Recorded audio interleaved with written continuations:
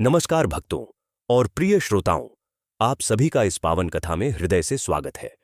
यदि आप अभी इस कथा को सुन रहे हैं तो कुछ क्षण के लिए अपने मन को शांत कर लीजिए, आंखें बंद कीजिए और श्रद्धा से इस मंत्र का स्मरण कीजिए। ओम नमः शिवाय। ओम शम शनैश्चराय नमः। कहा जाता है कि जो भी व्यक्ति शनिवार के दिन श्रद्धा और विश्वास के साथ भगवान भोलेनाथ और न्याय के देवता शनिदेव का स्मरण करते हुए किसी पवित्र कथा को सुनता है, उसके जीवन के कठिन मार्ग भी धीरे धीरे सरल होने लगते हैं। शनिदेव न्याय के देवता हैं। वे किसी को बिना कारण कष्ट नहीं देते और भोलेनाथ करुणा के सागर हैं, जो सच्चे हृदय से पुकारने वाले भक्तों की हर पुकार सुन लेते हैं। आज की यह कथा एक ऐसे ही साधारण मनुष्य की है, जिसकी सच्ची श्रद्धा ने उसके भाग्य का अंधकार बदल दिया।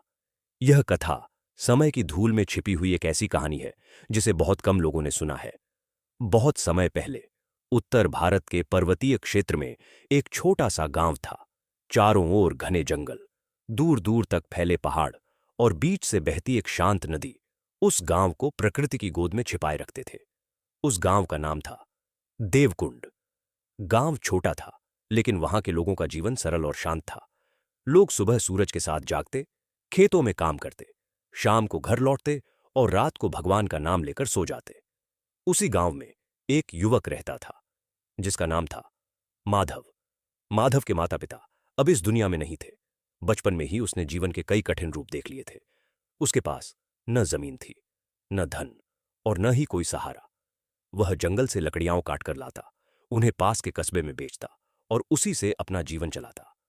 उसका घर भी कोई बड़ा घर नहीं था, बस मिट्टी की दीवारों और घास की छत से बना एक छोटा सा झोंपड़ा। लेकिन माधव के भीतर एक ऐसी चीज थी जो उसे दूसरों से अलग बनाती थी, उसका विश्वास। वह बचपन से ही भोलेनाथ का भक्त था। जब भी उसे समय मिलता, वह गांव के छोटे से शिव मंदिर में चला जाता और चुपचाप बैठकर शिवलिंग को निहारता रहता। उसे लगता जैसे शिवलिंग के सामने बैठते ही उसके मन की सारी थकान दूर हो जाती है। गांव के किनारे पर एक बहुत पुराना मंदिर था। मंदिर बड़ा नहीं था, लेकिन बहुत प्राचीन था। लोग कहते थे कि वह मंदिर सैकड़ों साल पुराना है और वहां कभी कभी ऐसे चमत्कार होते हैं जिन्हें समझ पाना आसान नहीं होता। मंदिर में एक प्राचीन शिवलिंग स्थापित था और उसके पास ही शनिदेव की एक छोटी सी मूर्ति भी थी। माधव हर शनिवार उस मंदिर में जरूर जाता था, चाहे उसके पास पैसे हों या न हो, चाहे वह कितना भी थका हुआ क्यों न हो। शनिवार की शाम को वह मंदिर में दीपक जरूर जलाता था। उसके पास घी खरीदने के लिए पैसे नहीं होते थे, इसलिए वह सरसों के तेल का छोटा सा दीपक जलाता और हाथ जोड़कर प्रार्थना करता। एक बार गांव के कुछ लोग उससे हंसते हुए बोले, माधव, तुम इतने गरीब हो, फिर भी हर शनिवार मंदिर में दीपक जलाते हो। भगवान को तुम्हारे छोटे से दीपक से क्या फर्क पड़ेगा? माधव मुस्कुरा दिया। उसने शांत स्वर में कहा, भगवान को दीपक की लौ से फर्क नहीं पड़ता, उन्हें भक्त के मन की लौ से फर्क पड़ता है। लोग उसकी बात सुनकर चुप हो गए, लेकिन फिर भी उन्हें लगता था कि यह सब सिर्फ भावनाएं हैं। समय धीरे धीरे बीतता गया। एक दिन ऐसा हुआ कि माधव जंगल में लकड़ी काट रहा था। सूरज ढलने लगा था और आसमान हल्का लाल हो गया था। तभी अचानक उसे लगा जैसे जंगल के अंदर कहीं दूर कोई आवाज उसे बुला रही हो। पहले तो उसने सोचा कि शायद उसका भ्रम है, लेकिन आवाज फिर आई, धीमी, गहरी और रहस्यमय। माधव थोड़ा डर गया, लेकिन उसके भीतर जिज्ञासा भी जाग उठी। वह उस दिशा में धीरे धीरे चलने लगा जहां से आवाज आ रही थी। कुछ दूर चलने के बाद उसे जंगल के बीचों बीच एक पुराना पीपल का पेड़ दिखाई दिया। उस पेड़ के नीचे एक वृद्ध साधु बैठे थे। उनकी दाढ़ी बहुत लंबी थी, आंखों में अजीब सी चमक थी और शरीर पर साधारण सा वस्त्र था, लेकिन उनके चेहरे पर एक ऐसी शांति थी जिसे देखकर माधव का डर धीरे धीरे कम होने लगा। साधु ने आंखें खोलीं और माधव को देखते हुए मुस्कुराए। आ गए तुम, उन्होंने धीरे से कहा। माधव चौंक गया। उसने पूछा, महाराज, क्या आप मुझे जानते हैं? साधु ने उत्तर दिया, जो सच्चे मन से भगवान को पुकारता है, उसे देवता भी पहचान लेते हैं। माधव ने विनम्रता से उनके चरण छुए। साधु ने उससे कई बातें पूछीं, उसका जीवन, उसकी कठिनाइयां, उसका विश्वास। माधव ने सब कुछ सच सच बता दिया। उसने यह भी बताया कि वह हर शनिवार मंदिर में दीपक जलाता है। साधु कुछ देर तक शांत बैठे रहे। फिर उन्होंने कहा, माधव, जीवन में जल्द ही एक ऐसा समय आने वाला है जब तुम्हारे विश्वास की परीक्षा होगी। उस समय अगर तुम डर गए या विश्वास खो दिया तो सब कुछ बदल जाएगा, लेकिन अगर तुम अडिग रहे तो तुम्हारा भाग्य भी बदल सकता है। माधव ने उनकी बात ध्यान से सुनी, लेकिन वह पूरी तरह समझ नहीं पाया। सूरज अब पूरी तरह ढल चुका था। जंगल में अंधेरा बढ़ने लगा था। माधव ने साधु से विदा ली और गांव की ओर लौट गया। उस रात वह देर तक सो नहीं पाया। साधु की बातें उसके मन में घूमती रहीं। कुछ दिनों बाद गांव में एक अजीब घटना हुई। लगातार कई दिनों तक काले बादल आसमान में छाए रहने लगे। हवा भारी हो गई और नदी का पानी धीरे धीरे बढ़ने लगा। गांव के बुजुर्ग चिंतित हो गए। उन्होंने कहा कि ऐसा मौसम पहले भी आया था और उस समय भयंकर बाढ़ आई थी। लोग डरने लगे। फसलें अभी तैयार ही हुई थीं। अगर बाढ़ आ जाती तो पूरे साल की मेहनत मिट्टी में मिल जाती। इसी बीच शनिवार का दिन आ गया। गांव के बहुत से लोग अपने घरों में ही बैठे रहे। उन्हें लगा कि ऐसे मौसम में मंदिर जाना ठीक नहीं है, लेकिन माधव अपने पुराने रास्ते पर चल पड़ा। उसने एक छोटा सा दीपक लिया और मंदिर पहुंच गया। मंदिर के अंदर हल्का अंधेरा था। बाहर हवा तेज चल रही थी। माधव ने शिवलिंग के सामने दीपक रखा और उसे जलाया। जैसे ही दीपक जला, अचानक मंदिर के अंदर हवा का एक तेज झोंका आया। दीपक की लौ कुछ क्षण के लिए बहुत तेज चमकने लगी। उसी प्रकाश में माधव को लगा जैसे मंदिर के द्वार पर कोई खड़ा है। उसने पीछे मुड़कर देखा। वहां वही वृद्ध साधु खड़े थे जिन्हें उसने जंगल में देखा था, लेकिन इस बार उनके चारों ओर एक अजीब सी आभा थी। माधव का हृदय तेज धड़कने लगा। साधु धीरे धीरे आगे बढ़े और शिवलिंग के पास आकर खड़े हो गए। उन्होंने माधव की ओर देखा और कहा, याद है मैंने क्या कहा था? परीक्षा का समय आ गया है। माधव कुछ बोल नहीं पाया। तभी मंदिर के बाहर बिजली चमकी और जोरदार गरज हुई। ऐसा लगा जैसे आसमान फट गया हो। साधु ने अपनी आंखें बंद कर लीं और कुछ मंत्रों का उच्चारण करने लगे। माधव के सामने का दृश्य अचानक बदलने लगा। उसे ऐसा लगा जैसे समय रुक गया हो। दीपक की लौ स्थिर हो गई थी। हवा थम गई थी और उसी क्षण साधु का स्वरूप बदलने लगा। उनकी आंखों में एक गहरा, गंभीर तेज चमकने लगा। माधव के मन में एक अजीब सी अनुभूति हुई, जैसे वह किसी साधारण मनुष्य के सामने नहीं, बल्कि किसी दिव्य शक्ति के सामने खड़ा है। उसके शरीर में सिहरन दौड़ गई। मंदिर के अंदर एक गहरी, गंभीर आवाज गूंज उठी और उसी क्षण माधव को समझ आने लगा कि यह घटना साधारण नहीं है, बल्कि उसके जीवन की सबसे बड़ी परीक्षा की शुरुआत है। मंदिर के अंदर गहरा सन्नाटा था। बाहर तेज हवा चल रही थी और बादलों की गर्जना दूर दूर तक सुनाई दे रही थी, लेकिन मंदिर के अंदर दीपक की लौ बिल्कुल स्थिर थी, जैसे समय ही थम गया हो। माधव भय और श्रद्धा के बीच खड़ा था। उसके सामने खड़े साधु की आंखों में अब साधारण मनुष्य जैसी कोमलता नहीं थी, बल्कि उनमें गहरा, गंभीर तेज चमक रहा था। साधु ने धीरे धीरे आंखें खोलीं और माधव की ओर देखा। डर रहे हो? उन्होंने शांत स्वर में पूछा। माधव ने सिर झुका लिया। डर भी लग रहा है और मन में अजीब सी शांति भी है महाराज।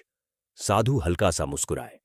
डर और श्रद्धा जब एक साथ होते हैं तभी मनुष्य का हृदय सच्चाई को पहचान पाता है। अचानक मंदिर के भीतर एक गहरी नीली आभा फैलने लगी। ऐसा लगा जैसे पूरा मंदिर किसी अदृश्य प्रकाश से भर गया हो। माधव की आंखें फैल गईं। उसने देखा कि साधु के पीछे एक विशाल छाया उभर रही है। वह छाया धीरे धीरे स्पष्ट होने लगी।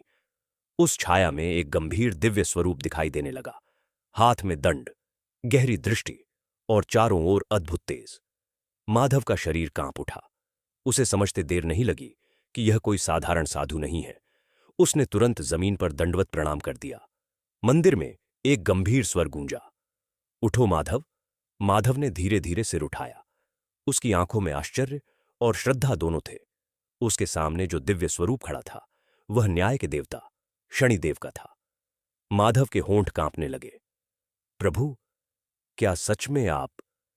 शनिदेव ने शांत स्वर में कहा, संसार में बहुत लोग मेरे नाम से डरते हैं, लेकिन जो सत्य और श्रद्धा के मार्ग पर चलता है उसके लिए मैं भय नहीं बल्कि न्याय और संरक्षण का प्रतीक हूं।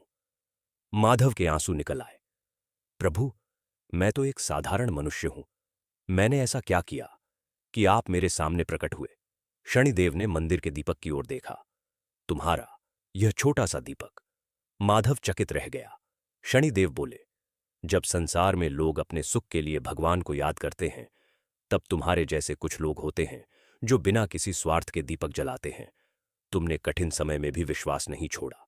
यही सच्ची भक्ति है। माधव का हृदय भावनाओं से भर गया। उसी समय मंदिर के भीतर शिवलिंग से हल्की ज्योति प्रकट हुई। वह ज्योति धीरे धीरे फैलने लगी और पूरे मंदिर में दिव्य शांति भर गई। माधव को ऐसा लगा जैसे स्वयं भोलेनाथ की कृपा उस स्थान पर उतर आई हो। शनिदेव ने कहा, लेकिन माधव, याद रखो, भक्ति का मार्ग आसान नहीं होता। जो सच्चा भक्त होता है उसकी परीक्षा भी बड़ी होती है। माधव ने हाथ जोड़कर कहा, प्रभु, चाहे कैसी भी परीक्षा हो, मैं विश्वास नहीं छोड़ूंगा। शनिदेव की आंखों में संतोष की झलक दिखाई दी।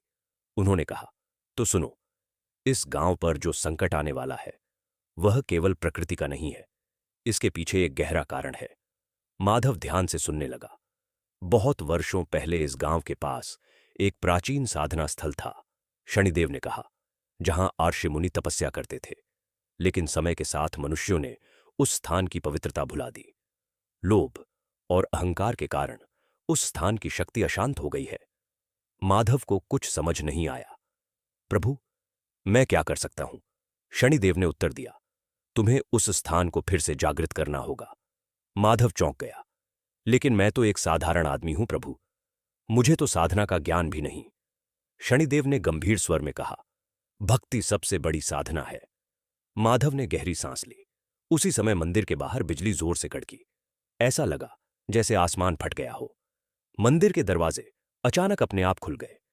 तेज हवा अंदर आई और दीपक की लौ एक पल के लिए तेज चमकी। शनिदेव ने कहा, आज से तुम्हारे जीवन की यात्रा बदलने वाली है। तुम्हें एक ऐसी राह पर चलना होगा जहां कई रहस्य, कई परीक्षाएं और कई चमत्कार तुम्हारा इंतजार कर रहे हैं। माधव चुपचाप सुनता रहा।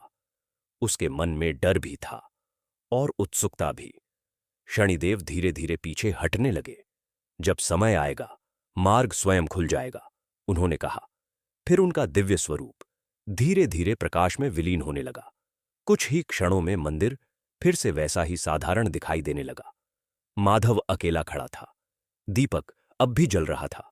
बाहर बारिश शुरू हो चुकी थी। माधव देर तक वहीं खड़ा रहा। उसका मन अभी भी उस दिव्य अनुभव को समझने की कोशिश कर रहा था। कुछ देर बाद वह धीरे धीरे मंदिर से बाहर निकला और अपने घर की ओर चल पड़ा। रात गहरी हो चुकी थी, लेकिन उसके मन में अब डर नहीं था। उसे ऐसा लग रहा था जैसे कोई अदृश्य शक्ति उसके साथ चल रही है। उसे यह भी महसूस हो रहा था कि उसकी जिंदगी अब पहले जैसी नहीं रहने वाली। उधर गांव में भी अजीब घटनाएं होने लगी थीं। नदी का पानी तेजी से बढ़ रहा था। कुछ लोगों ने कहा कि रात में उन्हें जंगल की ओर से अजीब आवाजें सुनाई देती हैं। गांव के बुजुर्ग चिंतित थे, लेकिन किसी को असली कारण पता नहीं था। माधव ने उस रात किसी से कुछ नहीं कहा। वह चुपचाप अपने झोंपड़े में बैठा रहा और देर तक शिव का नाम जपता रहा। उसके मन में बार बार वही शब्द गूंज रहे थे, मार्ग स्वयं खुल जाएगा।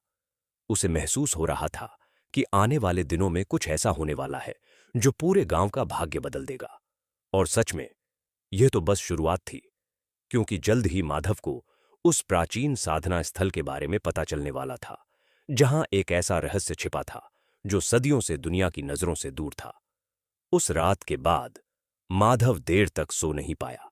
बाहर बारिश की हल्की आवाज आ रही थी और हवा में मिट्टी की गंध फैल रही थी। उसका मन बार बार उसी दृश्य को याद कर रहा था, मंदिर, दीपक की लौ और शनिदेव का दिव्य स्वरूप। सुबह जब सूरज की हल्की किरणें उसकी झोंपड़ी के दरवाजे से अंदर आईं, तब जाकर उसकी आंख लगी थी। लेकिन कुछ ही देर बाद गांव के लोगों की आवाजों से वह जाग गया। गांव में हलचल थी। लोग नदी की ओर जा रहे थे। कोई चिंतित था, कोई घबराया हुआ। माधव भी जल्दी से बाहर निकला। जब वह नदी के किनारे पहुंचा तो उसने देखा कि नदी का पानी बहुत बढ़ गया था। तेज बहाव के साथ पानी किनारों से टकरा रहा था। गांव के बुजुर्ग आपस में बात कर रहे थे। ऐसा पानी तो कई सालों से नहीं देखा, एक बुजुर्ग ने कहा। दूसरे ने चिंता भरे स्वर में कहा, अगर बारिश और बढ़ी तो गांव के खेत डूब सकते हैं। लोगों के चेहरे पर डर साफ दिखाई दे रहा था। माधव चुपचाप खड़ा सब देख रहा था। उसे शनिदेव की बात याद आ रही थी। संकट केवल प्रकृति का नहीं है। उसके मन में सवाल उठ रहा था कि आखिर उस प्राचीन साधना स्थल का रहस्य क्या है। दिन भर गांव में इसी चर्चा का माहौल रहा, लेकिन शाम होते होते एक और अजीब घटना हुई। गांव के एक चरवाहे ने बताया कि उसने जंगल के अंदर एक पुराने खंडहर के पास अजीब रोशनी देखी है। लोगों को यह बात सुनकर हैरानी हुई। देवकुंड के जंगलों में कई पुराने स्थान थे जिनके बारे में लोग ज्यादा नहीं जानते थे। कुछ बुजुर्गों ने कहा कि जंगल के अंदर एक बहुत पुराना मंदिर हुआ करता था जो अब खंडहर बन चुका है। माधव यह सब सुनकर चौंक गया। उसके मन में तुरंत शनिदेव की बात गूंज उठी, एक प्राचीन साधना स्थल। उस रात माधव फिर मंदिर गया। मंदिर में शांति थी। उसने दीपक जलाया और शिवलिंग के सामने बैठ गया। उसका मन प्रश्नों से भरा था। प्रभु, उसने धीरे से कहा, यदि यह वही स्थान है जिसकी बात शनिदेव ने कही थी तो मुझे मार्ग दिखाइए। कुछ देर तक मंदिर में गहरा सन्नाटा रहा। फिर अचानक उसे लगा जैसे मंदिर के अंदर हल्की सी हवा चली हो। दीपक की लौ धीरे धीरे डोलने लगी।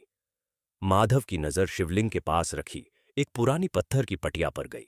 उसने पहले कभी उस पर ध्यान नहीं दिया था। वह उठकर पास गया। पटिया पर कुछ पुराने अक्षर खुदे हुए थे। समय के कारण वे धुंधले हो चुके थे, लेकिन ध्यान से देखने पर कुछ शब्द समझ में आ रहे थे। उस पर लिखा था, जहां पीपल और नदी का संगम हो वहीं छिपा है साधना का मार्ग। माधव सोच में पड़ गया। गांव के पास सच में एक ऐसा स्थान था जहां एक बहुत बड़ा पीपल का पेड़ नदी के किनारे खड़ा था। लोग उस जगह को रहस्यमय मानते थे और वहां कम ही जाते थे। माधव के मन में अब एक ही विचार था, उसे वहां जाना होगा। अगली सुबह सूरज निकलने से पहले ही माधव उठ गया। उसने थोड़ा पानी पिया, भगवान का नाम लिया और जंगल की ओर चल पड़ा। जंगल का रास्ता शांत था। पेड़ों के बीच से आती धूप जमीन पर अजीब अजीब आकृतियां बना रही थी। जंगल के पक्षियों की आवाजें वातावरण को और भी रहस्यमय बना रही थीं। कुछ देर चलने के बाद माधव उस स्थान पर पहुंचा जहां वह विशाल पीपल का पेड़ खड़ा था। पेड़ बहुत पुराना था। उसकी जड़ें जमीन के ऊपर तक फैली हुई थीं और तना इतना मोटा था कि उसे घेरने के लिए कई लोगों की जरूरत पड़ती। पास ही नदी बह रही थी, लेकिन आज उस स्थान का वातावरण कुछ अलग था। हवा बहुत शांत थी, इतनी शांत कि पत्तों की हल्की सरसराहट भी साफ सुनाई दे रही थी। माधव धीरे धीरे पेड़ के पास गया। उसे अचानक वही अनुभूति हुई जो मंदिर में हुई थी, जैसे कोई अदृश्य शक्ति वहां मौजूद हो। उसने हाथ जोड़कर आंखें बंद कर लीं। यदि यही वह स्थान है तो मुझे मार्ग दिखाइए, उसने मन ही मन कहा। कुछ क्षण तक सब शांत रहा। फिर अचानक जमीन के नीचे से हल्की सी कंपन महसूस हुई। माधव ने घबराकर आंखें खोलीं। पेड़ की जड़ों के पास की मिट्टी धीरे धीरे खिसक रही थी। कुछ ही पल में वहां एक छोटा सा पत्थर का दरवाजा दिखाई देने लगा। माधव की सांसें तेज हो गईं। उसने पहले कभी ऐसा दृश्य नहीं देखा था। दरवाजा बहुत पुराना लग रहा था। उस पर भी कुछ प्राचीन चिन्ह बने हुए थे। माधव ने हिम्मत करके दरवाजे को छुआ। जैसे ही उसने उसे धक्का दिया, दरवाजा धीरे धीरे खुल गया।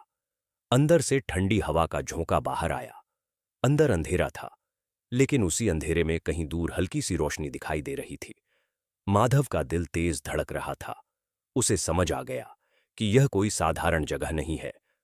वह धीरे धीरे अंदर जाने लगा। अंदर पत्थर की सीढ़ियां नीचे की ओर जा रही थीं। दीवारों पर पुराने दीपक लगे हुए थे जो अब बुझ चुके थे। कुछ कदम नीचे उतरने के बाद उसे लगा जैसे हवा में हल्की सी सुगंध फैल रही हो, जैसे किसी पुराने मंदिर में होती है। आखिर वह एक बड़े कक्ष में पहुंचा। उस कक्ष के बीचों बीच एक प्राचीन शिवलिंग स्थापित था, लेकिन यह शिवलिंग सामान्य शिवलिंग से अलग था। उसके चारों ओर अजीब अजीब चिन्ह बने हुए थे और उसके ऊपर से हल्की सी नीली रोशनी निकल रही थी। माधव स्तब्ध रह गया। उसने तुरंत जमीन पर बैठकर प्रणाम किया। उसी समय अचानक कक्ष के भीतर एक धीमी आवाज गूंजी। वह आवाज बहुत गहरी और रहस्यमय थी। बहुत वर्षों बाद कोई यहां आया है। माधव ने घबराकर चारों ओर देखा, लेकिन वहां कोई दिखाई नहीं दे रहा था। आवाज फिर आई, जिसे यहां आने का मार्ग मिला है उसका भाग्य साधारण नहीं होता। माधव का मन भय और आश्चर्य से भर गया। उसे समझ नहीं आ रहा था कि यह आवाज कहां से आ रही है। उसी समय कक्ष के अंदर का वातावरण बदलने लगा। शिवलिंग के ऊपर की नीली रोशनी और तेज हो गई और उसी क्षण माधव को महसूस हुआ कि उसकी जिंदगी का रहस्य अब धीरे धीरे उसके सामने खुलने वाला है। लेकिन वह अभी यह नहीं जानता था कि इस प्राचीन स्थान से जुड़ा रहस्य केवल उसके गांव तक सीमित नहीं था। यह रहस्य सदियों पुरानी एक ऐसी कथा से जुड़ा था जिसमें देवताओं की शक्ति, मनुष्यों की भक्ति और समय का अद्भुत खेल छिपा हुआ था। और अब उस रहस्य का द्वार खुल चुका था। उस गहरे कक्ष में खड़ा माधव अभी भी चारों ओर देख रहा था। पत्थर की दीवारें बहुत पुरानी थीं। ऐसा लग रहा था जैसे सदियों से यहां किसी ने कदम ही न रखा हो।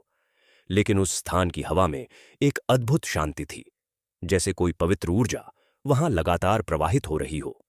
वह आवाज फिर गूंजी, डरो मत, यहां आने वाला व्यक्ति भय से नहीं, श्रद्धा से चलता है। माधव ने धीरे धीरे हाथ जोड़ लिए। आप कौन हैं? उसने धीमे स्वर में पूछा। कुछ क्षण तक सन्नाटा रहा। फिर कक्ष के अंदर हल्की सी रोशनी फैलने लगी। वह रोशनी शिवलिंग के पीछे की दीवार पर जाकर ठहर गई। धीरे धीरे उस प्रकाश में एक आकृति बनने लगी। वह आकृति किसी वृद्ध अर्षि की थी। लंबी जटाएं, शांत चेहरा और आंखों में गहरा तेज। माधव की सांसें थम गईं। वह समझ गया कि यह कोई साधारण दृश्य नहीं है। मैं इस स्थान का रक्षक हूं। वह स्वर फिर गूंजा। बहुत वर्षों पहले यहां महान ऋषियों ने तपस्या की थी। यह स्थान केवल पत्थरों का कक्ष नहीं, बल्कि साधना की ऊर्जा का केंद्र है। माधव ध्यान से सुन रहा था, लेकिन समय के साथ मनुष्यों ने इस स्थान को भुला दिया। जब भक्ति कम होती है, तब पवित्र स्थान भी मौन हो जाते हैं। माधव ने धीरे से कहा, क्या यही कारण है कि गांव में संकट आने वाला है?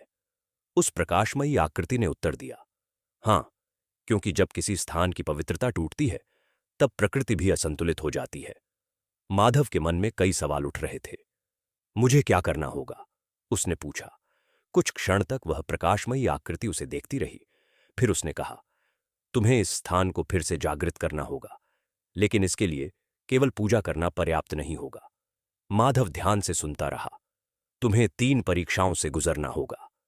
माधव का हृदय तेजी से धड़कने लगा। 3 परीक्षाएं? हां, वह आवाज गूंजी, श्रद्धा की परीक्षा, साहस की परीक्षा और सत्य की परीक्षा। माधव कुछ पल चुप रहा। फिर उसने दृढ़ स्वर में कहा, यदि यह सब भगवान की इच्छा है तो मैं पीछे नहीं हटूंगा। उसके शब्द सुनकर कक्ष के अंदर की रोशनी थोड़ी और तेज हो गई। अच्छा है, वह स्वर बोला, लेकिन याद रखो, इन परीक्षाओं का मार्ग आसान नहीं होगा। उसी समय कक्ष की दीवारों पर बने प्राचीन चिन्ह हल्के हल्के चमकने लगे। माधव ने आश्चर्य से उन्हें देखा। उन चिन्हों में कुछ अजीब आकृतियां बनी थीं, त्रिशूल, मंडल और कुछ ऐसे प्रतीक जिन्हें वह समझ नहीं पा रहा था। ये क्या है? उसने पूछा। ये उस साधना के प्रतीक हैं जो यहां की गई थीं, वह आवाज बोली, और यही तुम्हें मार्ग दिखाएंगे। अचानक शिवलिंग के पास की जमीन से हल्की सी कंपन महसूस हुई। माधव ने देखा कि शिवलिंग के सामने पत्थर की जमीन धीरे धीरे खुल रही है। उसके अंदर से एक छोटा सा धातु का पात्र दिखाई दिया। माधव धीरे धीरे आगे बढ़ा और उस पात्र को उठाया। वह बहुत पुराना था, लेकिन उस पर भी वही प्राचीन चिन्ह बने हुए थे। इसे अपने साथ ले जाओ, वह आवाज बोली। इसमें क्या है? माधव ने पूछा। समय आने पर तुम्हें स्वयं पता चल जाएगा। माधव ने पात्र को सावधानी से अपने कपड़े में बांध लिया। अब कक्ष में फिर से शांति फैलने लगी। वह प्रकाशमयी आकृति धीरे धीरे धुंधली होने लगी। माधव समझ गया कि अब उसे वापस जाना होगा। वह धीरे धीरे सीढ़ियों की ओर बढ़ा और ऊपर की ओर चलने लगा। जब वह बाहर निकला तो शाम होने लगी थी। जंगल में हल्की धुंध छा रही थी। पीपल का विशाल पेड़ हवा में धीरे धीरे झूम रहा था। माधव कुछ क्षण वहां खड़ा रहा।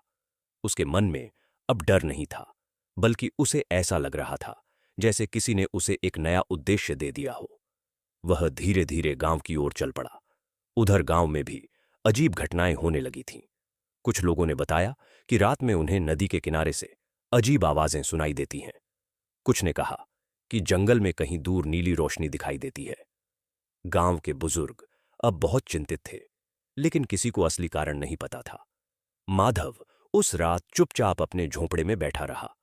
उसने वह धातु का पात्र निकाला और उसे ध्यान से देखा। उस पर बने चिन्ह हल्की रोशनी में भी चमक रहे थे। माधव के मन में उत्सुकता बढ़ रही थी। आखिर इसमें क्या रहस्य छिपा है? उसने धीरे धीरे पात्र को खोलने की कोशिश की, लेकिन जैसे ही उसने उसे खोलना चाहा, उसे अचानक वही रहस्यमय आवाज याद आई। समय आने पर तुम्हें स्वयं पता चल जाएगा। माधव ने तुरंत हाथ रोक लिया। वह समझ गया कि अभी उस पात्र को खोलने का समय नहीं आया है। उसने उसे वापस कपड़े में बांध कर रख दिया। उस रात उसने फिर शिव का नाम जपते हुए आंखें बंद कर लीं। लेकिन उसके मन में एक बात साफ थी, अब उसकी जिंदगी केवल उसकी नहीं रही थी। उस रात उसने फिर शिव का नाम जपते हुए आंखें बंद कर लीं। लेकिन उसके मन में एक बात साफ थी, अब उसकी जिंदगी केवल उसकी नहीं रही थी। वह एक ऐसे मार्ग पर चल पड़ा था जहां हर कदम पर रहस्य और परीक्षाएं उसका इंतजार कर रही थीं। और सबसे बड़ी बात यह थी कि वह अभी उन 3 परीक्षाओं के बारे में कुछ भी नहीं जानता था, जिनकी बात उस रहस्यमय आवाज ने की थी। लेकिन समय धीरे धीरे सब कुछ सामने लाने वाला था, क्योंकि अब घटनाएं तेजी से बदलने वाली थीं। और जल्द ही माधव को अपनी पहली परीक्षा का सामना करना पड़ने वाला था। कथा का अगला भाग और भी अद्भुत और रहस्यमय होने वाला है। उस रात माधव देर तक जागता रहा। उसके सामने वह धातु का पात्र रखा था, जिसे उसने उस गुप्त कक्ष से लाकर अपने झोंपड़े में रखा था। बाहर रात का सन्नाटा था। दूर कहीं कुत्तों के भौंकने की आवाज आ रही थी और कभी-कभी हवा के झोंके से झोंपड़ी की छत हल्की हल्की हिल जाती थी। माधव उस पात्र को देखता रहा। उसके मन में कई सवाल थे। आखिर इस पात्र में ऐसा क्या है जिसके कारण उसे इतना संभाल कर रखने को कहा गया? और वे 3 परीक्षाएं क्या होंगी? उसने धीरे से शिव का नाम लिया और आंखें बंद कर लीं। प्रभु, यदि यह सब आपकी इच्छा है तो मुझे सही मार्ग दिखाइए। कुछ देर बाद उसे नींद आ गई। लेकिन उस रात उसे एक अजीब सपना आया। सपने में उसने देखा कि वही प्राचीन कक्ष उसके सामने है। शिवलिंग के ऊपर नीली रोशनी फैल रही है। उसी रोशनी के बीच एक गहरी आवाज गूंज रही है, माधव। माधव ने सपने में ही इधर उधर देखा। उसे लगा जैसे कोई उसे पुकार रहा हो। समय आ गया है, वह आवाज फिर बोली। माधव की धड़कन तेज हो गई। पहली परीक्षा निकट है। अचानक सपना टूट गया। माधव हड़बड़ा कर उठ बैठा। सुबह की हल्की रोशनी झोंपड़ी के अंदर आ रही थी। उसका दिल अभी भी तेज धड़क रहा था। उसने सोचा शायद यह सिर्फ सपना था, लेकिन तभी उसे याद आया कि उसे उस रहस्यमय आवाज ने 3 परीक्षाओं के बारे में बताया था। क्या यह सच में पहली परीक्षा का संकेत था? माधव अभी यही सोच ही रहा था कि अचानक बाहर से किसी की आवाज आई। माधव, जल्दी बाहर आओ। यह आवाज गांव के एक युवक गोपाल की थी। माधव तुरंत बाहर आया। गोपाल का चेहरा घबराया हुआ था। क्या हुआ? माधव ने पूछा। गोपाल ने हाँफते हुए कहा, नदी का पानी बहुत बढ़ गया है, कुछ खेतों में पानी घुस गया है। माधव तुरंत नदी की ओर दौड़ा। जब वह वहां पहुंचा तो उसने देखा कि नदी का बहाव पहले से भी ज्यादा तेज हो गया था। पानी खेतों के किनारों तक पहुंच चुका था। गांव के लोग चिंतित होकर किनारे खड़े थे। कुछ लोग मिट्टी के बांध बनाने की कोशिश कर रहे थे। गांव के मुखिया भी वहां मौजूद थे। उन्होंने माधव को देखा और कहा, अगर पानी और बढ़ा तो आधा गांव डूब सकता है। लोगों के चेहरे पर डर साफ दिखाई दे रहा था।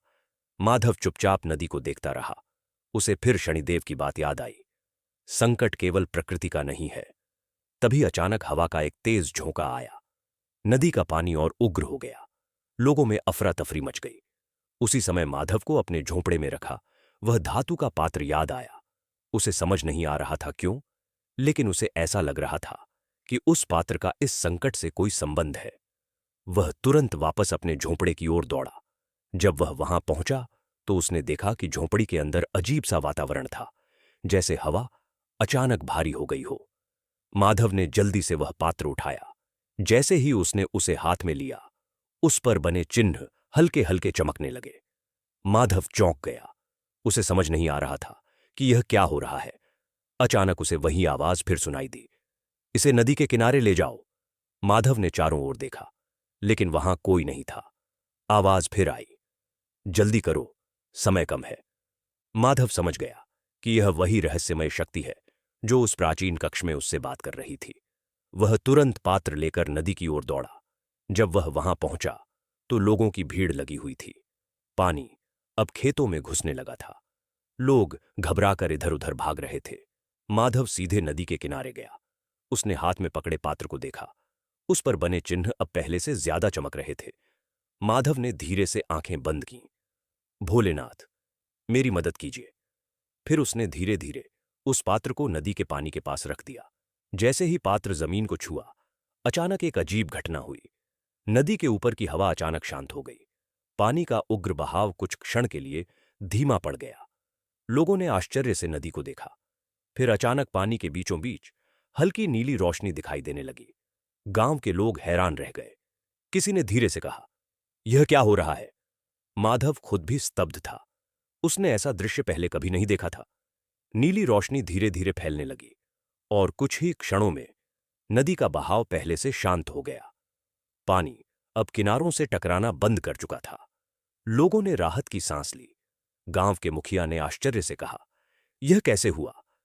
किसी के पास इसका जवाब नहीं था। माधव चुपचाप खड़ा रहा। उसे समझ आ गया था कि यह पहली परीक्षा थी, श्रद्धा की परीक्षा। अगर वह उस आवाज पर विश्वास न करता तो शायद यह सब नहीं होता। धीरे धीरे लोग अपने घरों की ओर लौटने लगे।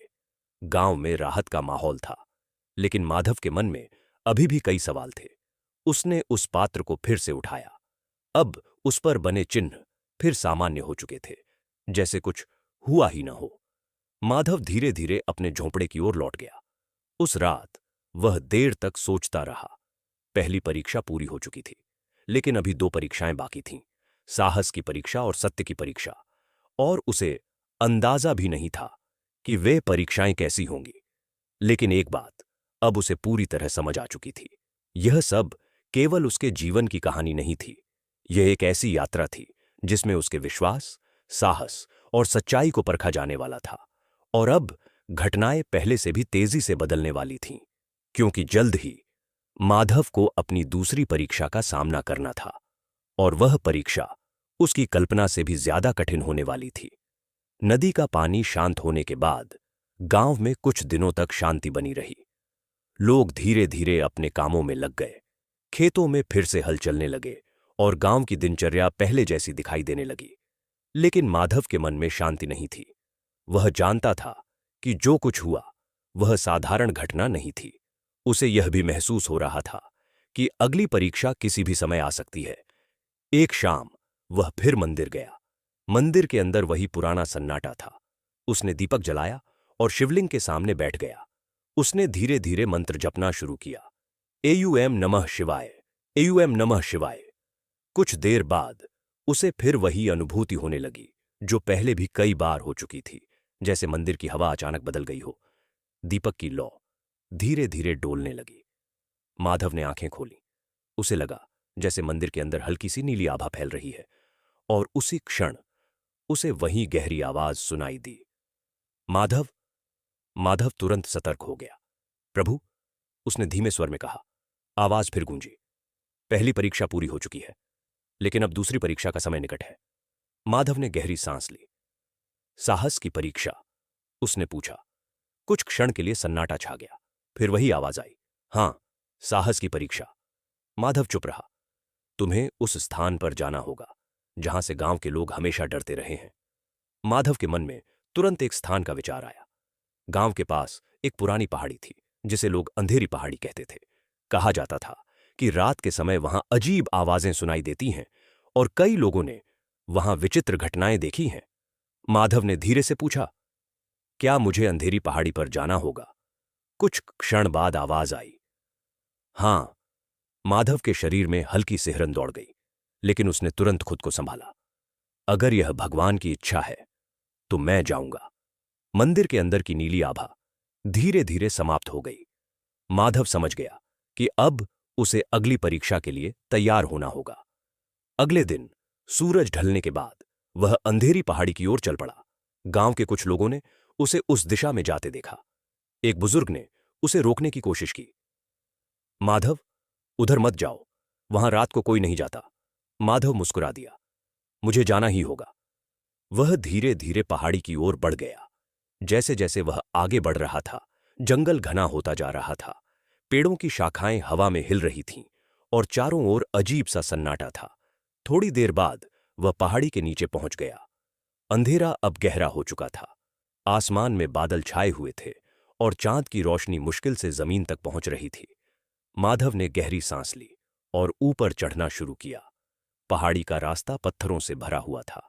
कभी कभी उसे लगता जैसे कोई उसके पीछे चल रहा हो, लेकिन जब वह पीछे मुड़कर देखता तो वहां कोई नहीं होता। कुछ देर बाद वह पहाड़ी के बीच तक पहुंच गया। तभी अचानक उसे एक अजीब आवाज सुनाई दी। वह आवाज किसी जानवर की नहीं थी, जैसे कोई गहरी रहस्यमय हंसी हो। माधव के कदम रुक गए। उसका दिल तेज धड़कने लगा, लेकिन उसने अपने मन को संभाला और धीरे से शिव का नाम लिया। एयूएम, नमः शिवाय। अचानक उसके सामने की हवा हल्की सी चमकने लगी। उस चमक के बीच एक अजीब आकृति दिखाई देने लगी। वह आकृति किसी इंसान जैसी थी, लेकिन उसका चेहरा धुंधला था। माधव समझ गया कि यह साधारण दृश्य नहीं है। आकृति धीरे धीरे उसके पास आने लगी। फिर एक गहरी आवाज गूंजी। कौन है जो इस पहाड़ी पर आया है? माधव ने साहस जुटाकर उत्तर दिया। मैं माधव हूं। आकृति कुछ क्षण तक उसे देखती रही, फिर बोली, क्या तुम्हें पता है कि यहां आने वाले लोग वापस नहीं लौटते? माधव के मन में डर जरूर था, लेकिन उसने दृढ़ स्वर में कहा, मैं भय से नहीं, विश्वास से आया हूं। आकृति कुछ पल के लिए शांत हो गई। फिर अचानक तेज हवा चलने लगी। पेड़ों की शाखाएं जोर जोर से हिलने लगीं। आकाश में बिजली चमकी। उस प्रकाश में वह आकृति और भी स्पष्ट दिखाई देने लगी। वह वास्तव में एक प्राचीन आत्मा जैसी लग रही थी, लेकिन उसकी आंखों में क्रोध नहीं, बल्कि पीड़ा थी। माधव ने धीरे से पूछा, आप कौन हैं? आकृति ने उत्तर दिया, मैं इस पहाड़ी का रक्षक हूं और सदियों से यहां बंधा हुआ हूं। माधव चौंक गया। बंधा हुआ? आकृति बोली, बहुत समय पहले यहां एक साधक ने तपस्या की थी, लेकिन कुछ लोगों के लोभ के कारण उसकी साधना भंग हो गई। तब से यह स्थान अशांत है। माधव ध्यान से सुन रहा था। आकृति ने आगे कहा, तुम यहां क्यों आए हो? माधव ने उत्तर दिया, मुझे अपनी परीक्षा पूरी करनी है। कुछ क्षण के लिए सन्नाटा छा गया।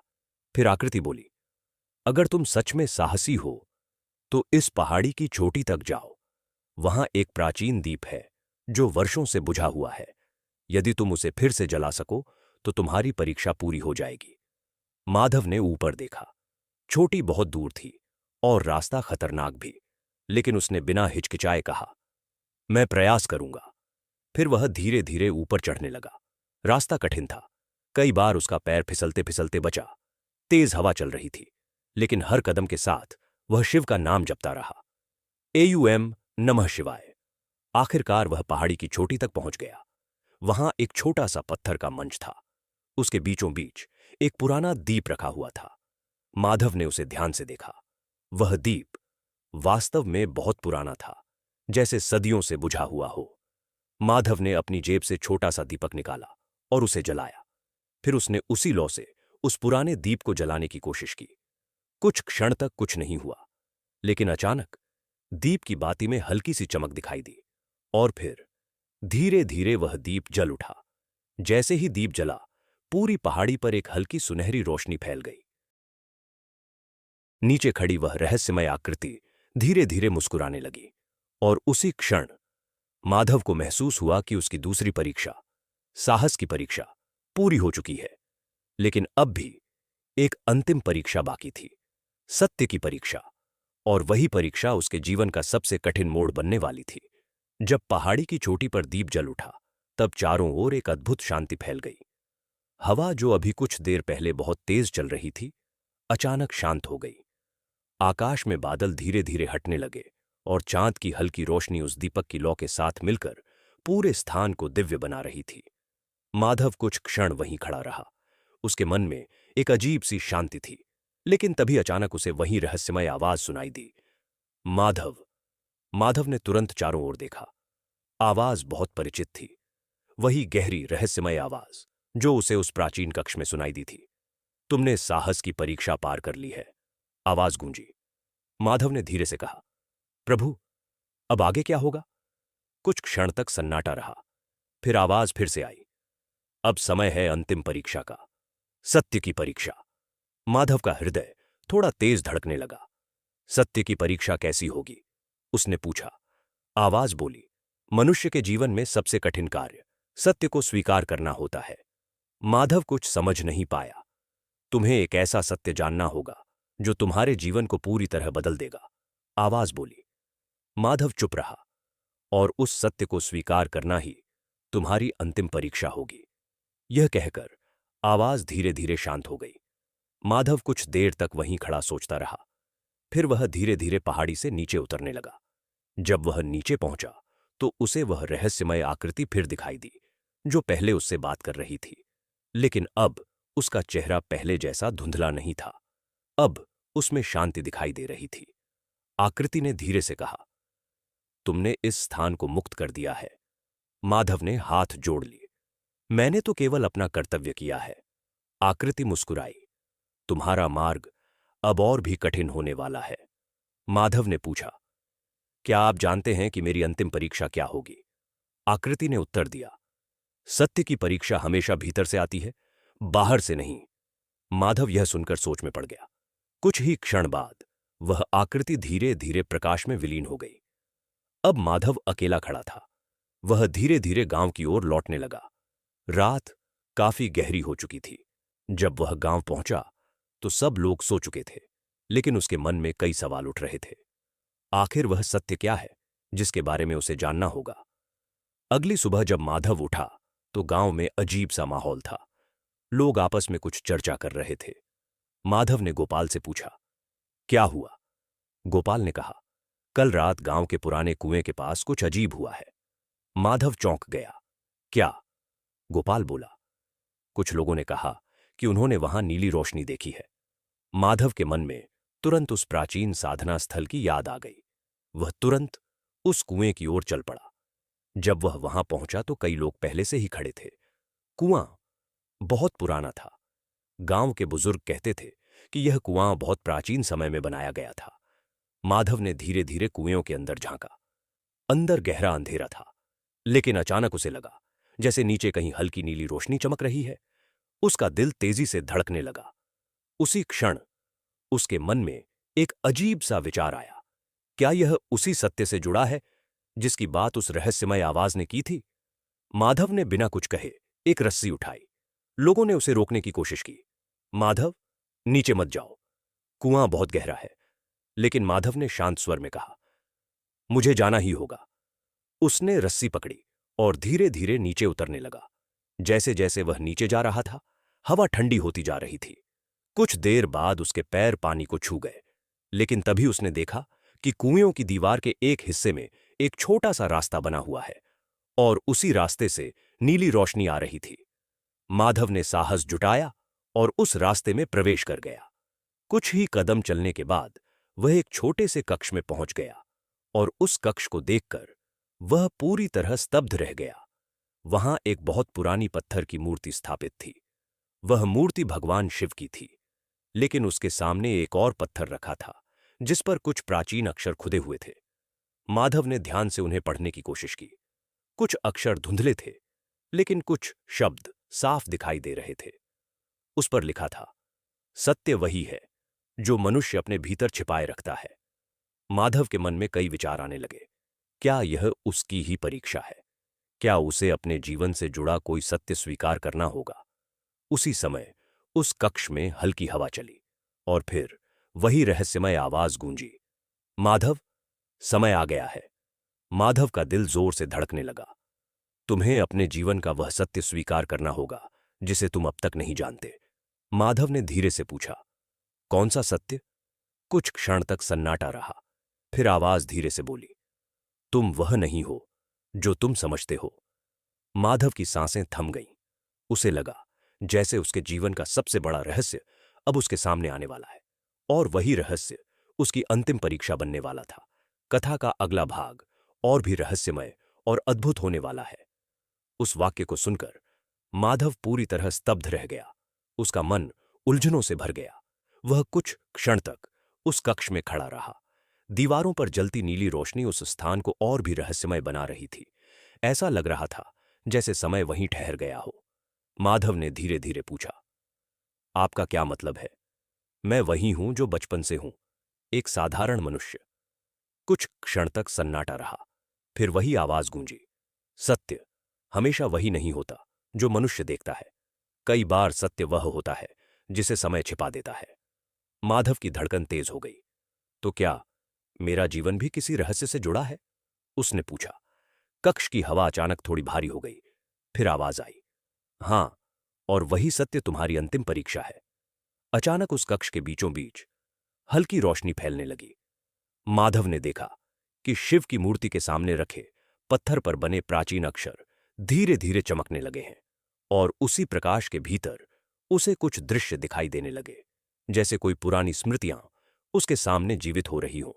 उसने देखा बहुत वर्षों पहले का वही गांव, लेकिन उस समय गांव बहुत छोटा था। जंगल घना था, और उसी स्थान पर जहां आज गांव है, कभी एक आश्रम हुआ करता था। उस आश्रम में कई अर्षि तपस्या करते थे।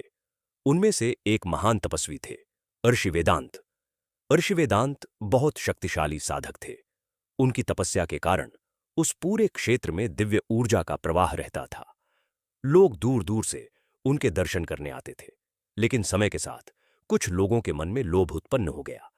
उन्हें लगा कि आर्षि की साधना से जुड़ी शक्तियां यदि उनके हाथ लग जाएं, तो वे बहुत बलशाली बन सकते हैं। और इसी लोभ के कारण एक रात उन्होंने आश्रम को नष्ट करने का प्रयास किया। उस रात बहुत भयंकर तूफान आया था।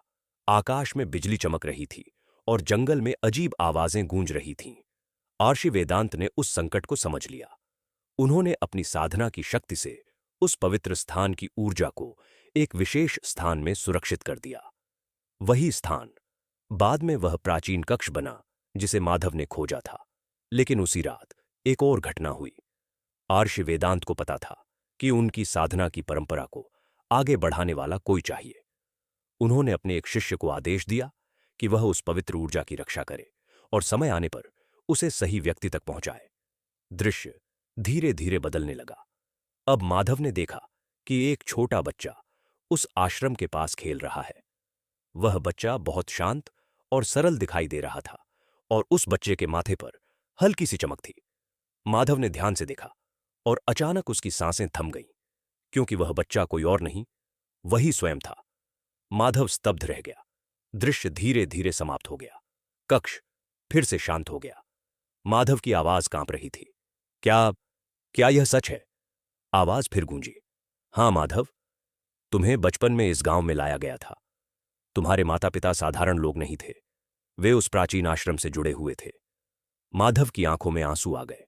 लेकिन मुझे तो हमेशा यही बताया गया कि मेरे माता पिता साधारण किसान थे। आवाज बोली, उन्होंने तुम्हें सुरक्षित रखने के लिए यही सत्य छिपाया था। माधव चुप हो गया। उसके मन में भावनाओं का तूफान चल रहा था। तो क्या मेरी पूरी जिंदगी एक रहस्य थी? उसने धीरे से पूछा। आवाज ने उत्तर दिया, नहीं, तुम्हारी जिंदगी एक उद्देश्य थी। माधव ने शिव की मूर्ति की ओर देखा। उसे धीरे धीरे सब समझ आने लगा। उसकी श्रद्धा, उसका साहस, उसका उस प्राचीन स्थान तक पहुंचना, यह सब संयोग नहीं था। यह सब एक योजना का हिस्सा था। और अब उसकी अंतिम परीक्षा यही थी कि वह इस सत्य को स्वीकार करे। माधव ने धीरे धीरे आंखें बंद कर लीं। कुछ क्षण तक वह मौन रहा।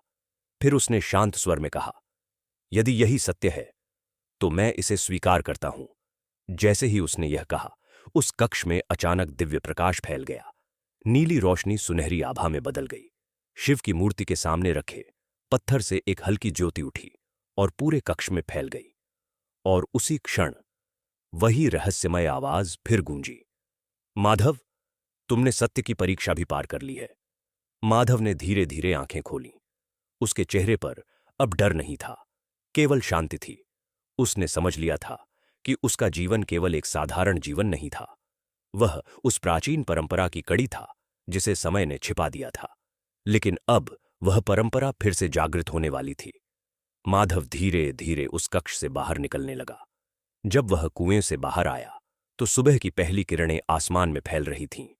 गांव धीरे धीरे जाग रहा था, लेकिन माधव जानता था कि अब उसका जीवन पहले जैसा नहीं रहेगा, क्योंकि उसने अपना सत्य जान लिया था और अब उसकी जिम्मेदारी उस पवित्र स्थान और उस प्राचीन ऊर्जा की रक्षा करना था।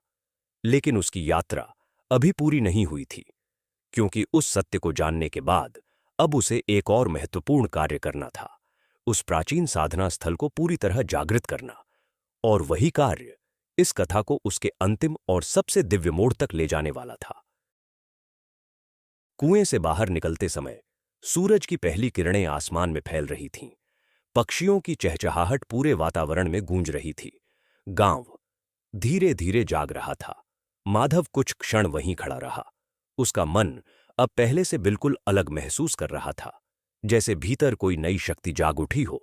उसने धीरे से आसमान की ओर देखा और हाथ जोड़कर कहा, भोलेनाथ, यदि यह सब आपकी इच्छा है तो मुझे वह शक्ति दीजिए जिससे मैं अपने कर्तव्य को पूरा कर सकूं। उसी समय हवा का एक हल्का झोंका आया। माधव को लगा जैसे किसी अदृश्य शक्ति ने उसकी प्रार्थना सुन ली हो। वह धीरे धीरे अपने झोंपड़े की ओर चल पड़ा।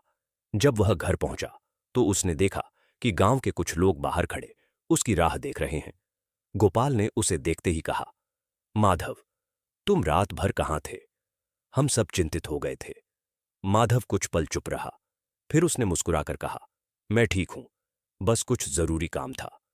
लोगों ने ज्यादा सवाल नहीं किए, लेकिन माधव के मन में अब एक ही विचार था, उसे उस प्राचीन साधना स्थल पर फिर से जाना होगा। उसी दिन शाम को वह फिर जंगल की ओर चल पड़ा। जंगल का रास्ता अब उसे पहले जैसा डरावना नहीं लग रहा था। पेड़ों के बीच से आती हवा में एक अलग ही शांति थी। कुछ देर बाद वह उस विशाल पीपल के पेड़ के पास पहुंच गया, जिसके नीचे वह गुप्त द्वार छिपा हुआ था। माधव ने धीरे से जमीन को छुआ। जैसे ही उसने ऐसा किया, मिट्टी फिर से हल्की हल्की खिसकने लगी और पत्थर का वही पुराना द्वार दिखाई देने लगा। माधव ने धीरे धीरे उसे खोला और अंदर उतर गया। पत्थर की सीढ़ियां उसे फिर उसी प्राचीन कक्ष तक ले आईं, लेकिन इस बार कक्ष का वातावरण पहले से अलग था। शिवलिंग के ऊपर की नीली आभा पहले से ज्यादा तेज चमक रही थी। माधव ने तुरंत प्रणाम किया। उसी समय वह परिचित आवाज फिर गूंजी, तुम लौट आए हो माधव? माधव ने शांत स्वर में कहा, हां, अब मुझे अपना कर्तव्य पूरा करना है। कक्ष में कुछ क्षण के लिए गहरा सन्नाटा छा गया।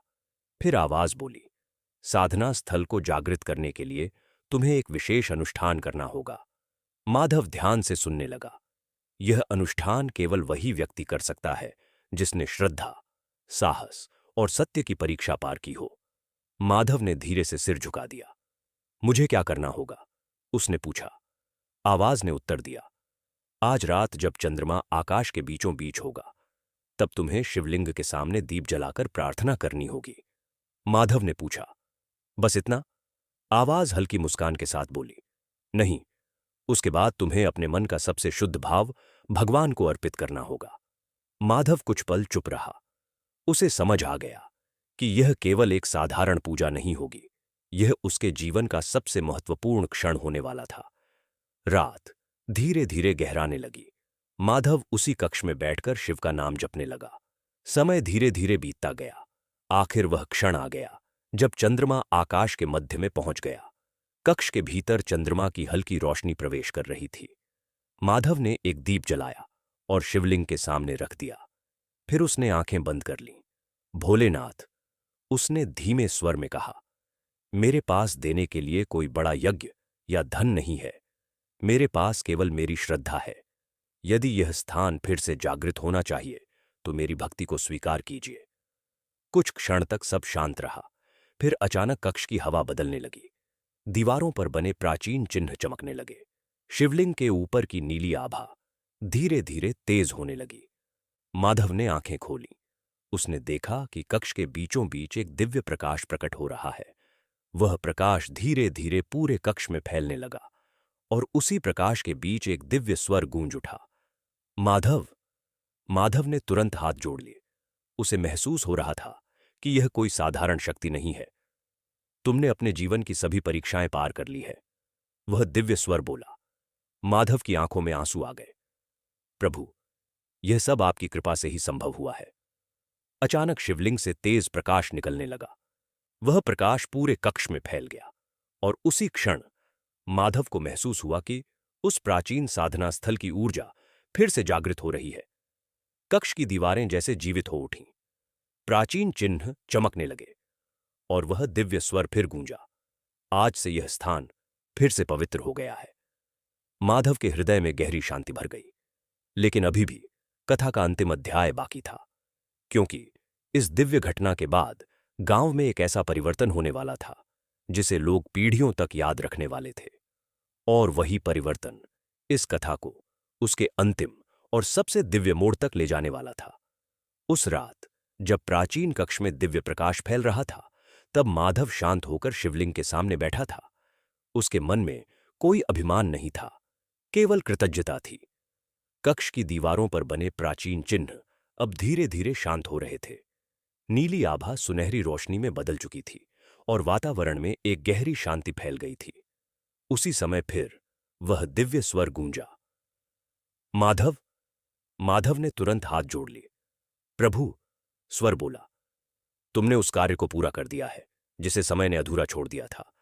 माधव ने विनम्रता से कहा, यह सब आपकी कृपा से ही संभव हुआ है। कुछ क्षण तक कक्ष में मौन छाया रहा। फिर वह स्वर बोला, अब तुम्हारा कर्तव्य केवल इस स्थान की रक्षा करना नहीं है, बल्कि लोगों को यह समझाना भी है कि सच्ची शक्ति भक्ति और सत्य में होती है, लोभ और अहंकार में नहीं। माधव ने सिर झुका दिया। उसी क्षण शिवलिंग से एक हल्की रोशनी निकलकर उसके माथे को स्पर्श कर गई। माधव ने महसूस किया जैसे उसके भीतर एक नई ऊर्जा प्रवाहित हो रही है। फिर धीरे धीरे वह प्रकाश शांत हो गया। माधव कुछ देर वहीं बैठा रहा। फिर उसने प्रणाम किया और कक्ष से बाहर निकलने लगा। जब वह सीढ़ियां चढ़कर बाहर आया तो सुबह की पहली किरणें जंगल के पेड़ों के बीच से छनकर जमीन पर पड़ रही थीं। हवा ताजी थी, पक्षियों की मधुर आवाजें पूरे वातावरण में गूंज रही थीं। माधव ने गहरी सांस ली। उसे लगा जैसे प्रकृति भी उस परिवर्तन को महसूस कर रही है जो अभी अभी हुआ था। वह धीरे धीरे गांव की ओर चल पड़ा।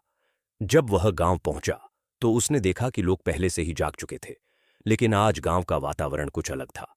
लोगों के चेहरों पर एक अजीब सी शांति दिखाई दे रही थी।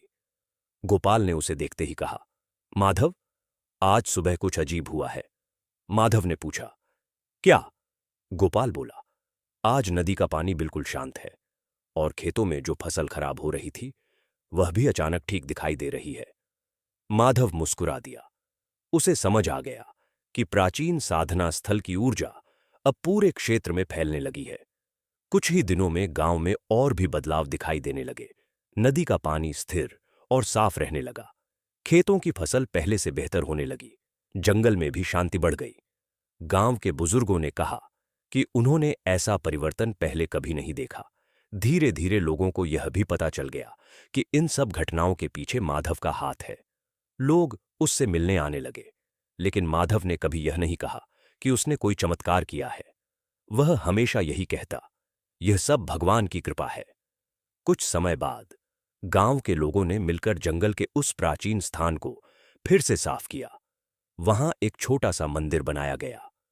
पीपल के पेड़ के पास जहां वह गुप्त द्वार था, वहां एक पत्थर का चबूतरा बना दिया गया ताकि लोग उस स्थान का सम्मान कर सकें। माधव हर शनिवार वहां दीप जलाता था। धीरे धीरे आसपास के गांवों के लोग भी वहां आने लगे। लोग कहते थे कि उस स्थान पर बैठकर मन को अद्भुत शांति मिलती है। वर्षों बीत गए। देवकुंड गांव अब एक शांत और समृद्ध स्थान बन चुका था, लेकिन माधव का जीवन वहीं सरल रहा। वह अभी भी अपने छोटे से घर में रहता था। वह अभी भी हर शनिवार दीप जलाता था और हर आने वाले व्यक्ति से यही कहता था, भगवान को बड़े यज्ञ या बड़े मंदिरों की आवश्यकता नहीं होती, उन्हें केवल सच्चे मन की आवश्यकता होती है। गांव के बच्चे अक्सर उससे पूछते, क्या सच में भगवान कभी किसी के सामने प्रकट होते हैं? माधव मुस्कुराकर कहता, जब मन पूरी तरह सच्चा हो जाता है तब भगवान हर जगह दिखाई देने लगते हैं। समय बीतता गया। माधव की कहानी धीरे धीरे एक प्रेरणा बन गई। लोग कहते थे कि यह उस व्यक्ति की कथा है जिसने कठिनाइयों के बीच भी अपनी श्रद्धा नहीं छोड़ी, और उसी श्रद्धा ने उसके जीवन को दिव्य बना दिया। आज भी कहा जाता है कि देवकुंड के उस पुराने मंदिर में शनिवार की रात एक दीप अपने आप जल उठता है। गांव के बुजुर्ग कहते हैं कि वह माधव की भक्ति की याद है, और यह भी कहा जाता है कि जो भी व्यक्ति शनिवार के दिन सच्चे मन से भगवान शिव और शनिदेव का स्मरण करते हुए इस कथा को सुनता है, उसके जीवन में भी धीरे धीरे सकारात्मक परिवर्तन आने लगते हैं। क्योंकि इस कथा का सबसे बड़ा संदेश यही है, सच्ची श्रद्धा कभी व्यर्थ नहीं जाती। भगवान देर से सुनते हैं, लेकिन जब सुनते हैं तो जीवन का मार्ग ही बदल देते हैं। यदि आपको ऐसी ही अद्भुत और प्रेरणादायक कथाएं सुनना अच्छा लगता है तो सनातनी बाबा को सब्सक्राइब करें